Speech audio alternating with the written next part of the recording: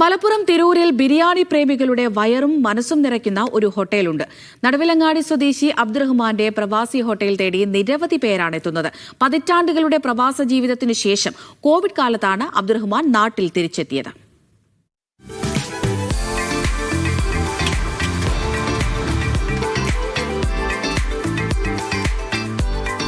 പേര് പ്രവാസി ഹോട്ടൽ. 30 വർഷത്തെ പ്രവാസി ജീവിതത്തിനു ശേഷം നാട്ടിലെത്തിയ അബ്ദുറഹ്മാൻ തുടങ്ങിയ സംരംഭം ബിരിയാണിക്കടയും ചായക്കടയും ഒരുമിച്ചാണ് നടത്തുന്നത്. 2 പീടിക റൂമുകളിലുള്ള കടയിൽ 17 പേർക്കാണ് അബ്ദുറഹ്മാൻ തൊഴിൽ നൽകുന്നത്. 4 മക്കള് ഇവിടെ ഉണ്ട്.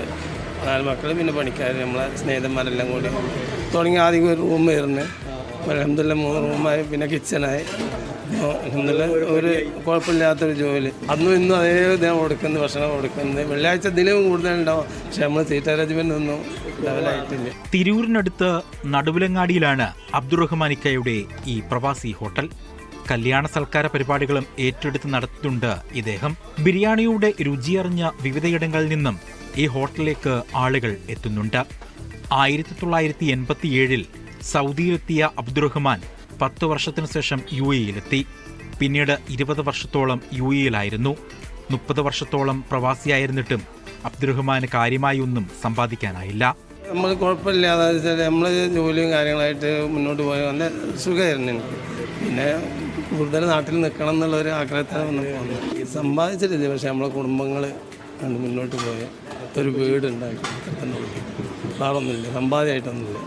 നാട്ടിലെത്തി ഹോട്ടൽ തുടങ്ങിയപ്പോൾ അബ്ദുറഹ്മാനിക്കയുടെ ഭക്ഷണത്തിന്റെ രുചി നാട്ടുകാർക്ക് വല്ലാതെ ബോധിച്ചു.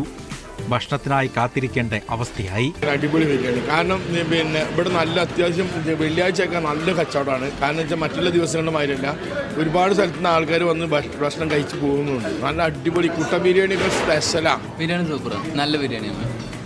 ഞാൻ അവിടെ ഉള്ളപ്പോൾ ഇവിടുന്ന് കഴിക്കും. കട വിപുലപ്പെടുത്താനുള്ള ശ്രമത്തിലാണ് അബ്ദുറഹ്മാൻ.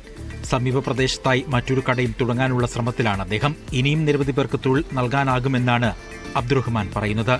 ഭാര്യയും 5 മക്കളും അടങ്ങുന്നതാണ് അബ്ദുറഹ്മാന്റെ കുടുംബം. മീഡിയ 1 തിരൂർ.